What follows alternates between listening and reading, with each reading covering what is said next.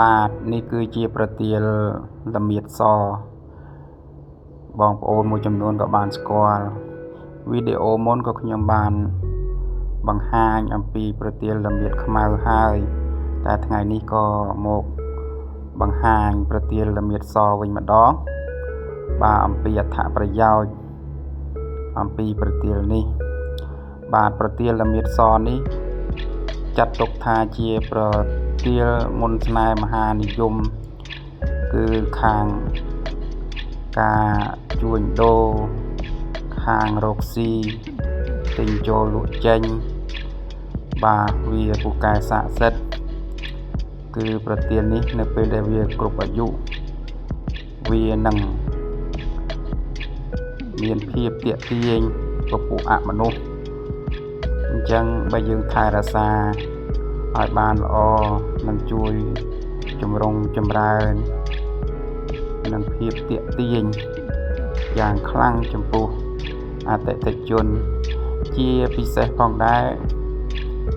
ភាគច្រើនតារាគេនិយមដាំនិងថែរក្សាព្រោះការជឿតគ្នាតាំងពីបុរាណមកអំពីអត្ថប្រយោជន៍ដូចជាឱសថហើយនឹងខាង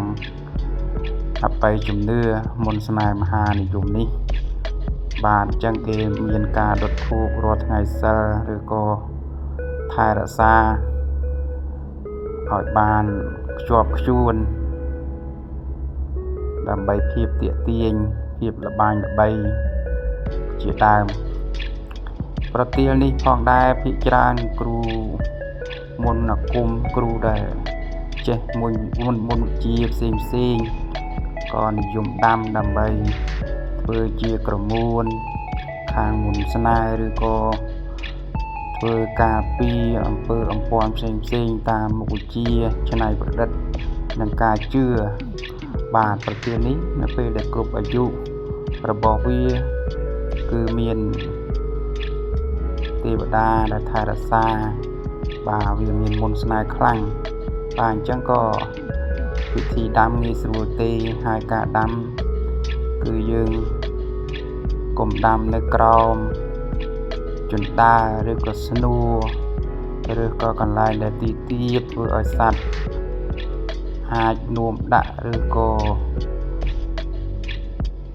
ជុះអាចដាក់ជាដើមបាទត្រូវថែរក្សាឲ្យបានជាប់ខ្លួនផងដែរដើម្បីឲ្យមានប្រសិទ្ធភាពក្នុងការជួយឬក៏ការពារបាទអញ្ចឹងយើងត្រូវមានសតិរលឹកដឹងពិចារណាគ្រប់បែបយ៉ាងដោយខ្លួនឯងព្រោះខ្លួនឯងជាទីពឹងរបស់ខ្លួនឯងបាទប្រទាលនេះដែរក៏ចេញផ្កាមកមានខ្លះមានពណ៌សឬក៏ពណ៌សលាយលឿងឬក៏ពណ៌លឿងតែរៀងព្រឿងបាទអញ្ចឹងផ្ការបស់វាបាទអញ្ចឹងមានតែប៉ុណ្្នឹងទេបាទអរគុណច្រើនជម្រាបលា